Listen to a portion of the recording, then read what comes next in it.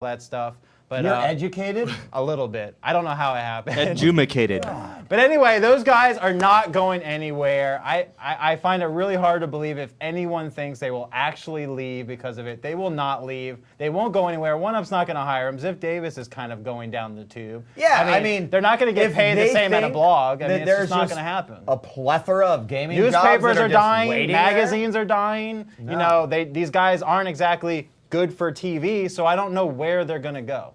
Well, additionally, Jeff was sort of their golden boy, right? Was golden he? I don't know. I don't know. I had never heard of him can before. only imagine that the reason this has been sensationalized is because of that, you know, because people did respect the guy's opinions and reviews, which I could totally respect that. But the point is that if I was a GameSpot editor, I'd be like, wow, this could be my chance to actually fucking step up and like take the role and maybe reshape GameSpot into a legitimate review outlet. Maybe get rid of the guy who was the problem and fix it and reestablish your brand. There's none of them are going to. And I'm not defending. I'm definitely not defending. What I am saying is that, guys, you know, for your own job security, don't fucking leave that company. You've now got an open opportunity to basically rise to the occasion, take this guy's spot, to fix the journalistic integrity of GameSpot, to make sure that, you know, people know it's especially if you spent a few years there. I mean,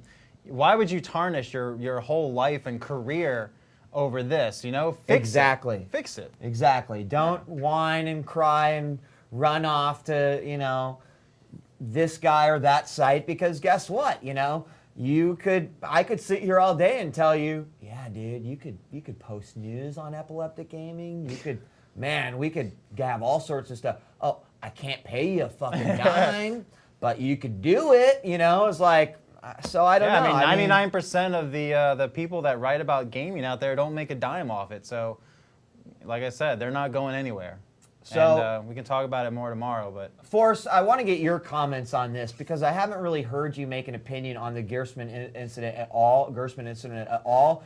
Additionally, you know, I just love to hear what you think about the whole concept of reviewers basically getting a little wink, wink, nudge, nudge under the table payment to give something like an 11 out of 10 to the, you know, Chronicles of Riddick game, let's say.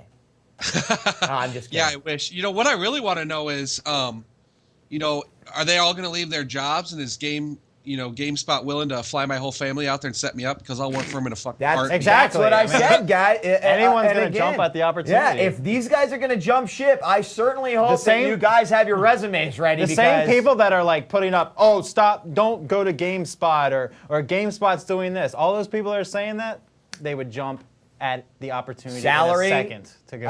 Health and dental insurance, like, you know, they're a legitimate company. You know, whether their journalistic integrity has been compromised, you know, people make bucks in all sorts of dirty ways. And sadly, because of the state of things of journalism as a field as a whole, we kind of, you know, they have to accept it. They don't really have a choice anymore because of what has happened in the journalism field. They don't really have a choice. The companies and the advertisers really have a ton of say. It didn't used to be like that, but because of the internet, because of social journalism, or whatever you want to call it, community journalism, the actual real journalists that, you know, put, you know, time and money into perfecting their craft are getting hurt like this. And this is just the nature of the beast, and I'm sad to see it happen. And I really don't. With that being said, let's go ahead and open up the phones, and then Force, I want to shoot it back over to you a second, because, you know, obviously I could see, yeah, get a job at GameSpot, but what is your thoughts on the whole paying off a review site or a journalistic establishment to basically give a game a good review? It's like, you know, once again, maybe I'm the wrong guy to ask, because you give me a job in the game industry, I'll give Kane and Lynch an 11 out of 10 any freaking day, even though that game sucked a huge amount of ass. There you go, guys. So obviously you know that Miyamoto himself has his hands in the pockets of Force 519. And every time Force wants to say something bad about the Wii, Miyamoto just slips another $100 bill that came out of his fucking DS. And, you know, just right into his pocket. So we have a caller. We've got our caller. Caller, welcome to EG. What's up? Hello. All right, peace. Hello, caller. I think it was the guy that called in yesterday. Was it? I think so. I wanted to talk to that guy. We'll have to call back then. He's too pussy. He's like, I already used the fucker question yesterday. What do I do? Hey, Wheat, did you fuck Sumo before the show? Well, guess what? It's none of your damn business what I do to the guests before the show. Caller, welcome to the program. Hey guys, how's it going? Yo, it's going good, bro. What's up?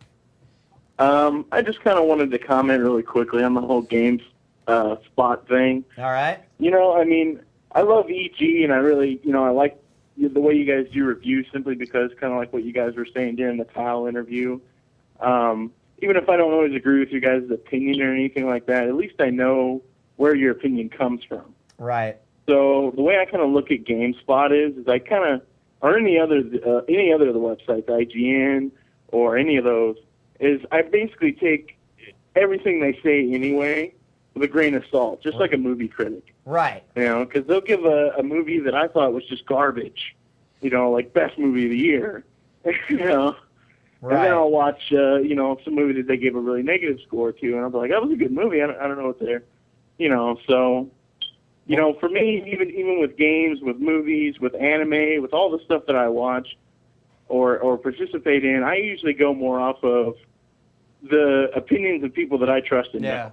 Well, I think if I'm going to go watch like an anime, I wait for somebody I know that says, yeah, this is a good anime. Yeah, and we'll talk about it, I think, more tomorrow, but that's kind of the point of why this is even happening in the first place, is that these major companies that used to be the only kids on the block are now having to compete with sites, Right. shows like Epileptic Gaming, sites like Kotaku, all these blogs that have sprung up. They're now that the market's completely fragmented, and now people like you yourself, the caller, you go where you trust the people, that you know the people, and you don't go to GameSpot. It used to be just GameSpot or IGN. That's all it used to be. It's not like that anymore, and now the pressure is getting to them. We have a new caller. All right.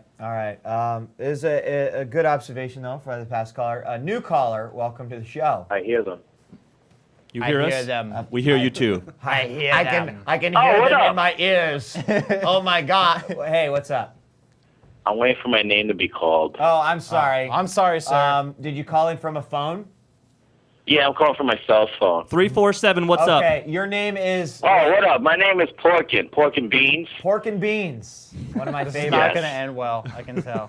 Dude, anyone who's got the name not gonna Pork and end Beans well. has got to be at least somewhat cool, so don't let me down here, bro. Yeah, I mean, I met you guys before at this Uh-oh. Jacob Javits Center thing. I just passed by. Oh, yeah. And I was really just like blown away about how cool you guys were and everything. We're not that cool in real life. Suma's not very cool. Oh, He's a dick. well, I'm but- sorry, but No. I'm calling because I usually watch the show every couple once in a while, and today, out of all days, my friend came over. I'm like, guys, you gotta watch these guys. It's really cool. They're down to earth. They're not like Attack of the Show. They can curse. They can do everything. He's like, all right, I'll give it a shot. And then you're talking about Warhawk for like 40 minutes, and now you're talking about this guy got fired, and now my friend is just like, come on, let's. We're put talking on about Attack of what's the going Show. on. And I'm really Hold on, hold on. disappointed that you guys just talk about some cool stuff What like is you your usually friend- do and make some jokes and really like prepare. Like you had a whole day to prepare yesterday, and you really didn't push it through like you could have crying? done. Is he crying? And now the vouching for you guys just ran out the door. I would like to know what do you want us to talk we about? covered This is the Warhawk. two- We covered the Xbox I mean, thing. We covered. what you guys got to do is pick up the pace. Talk about one subject. up the Do pace, something Lee. else. Go to Come a on. different camera.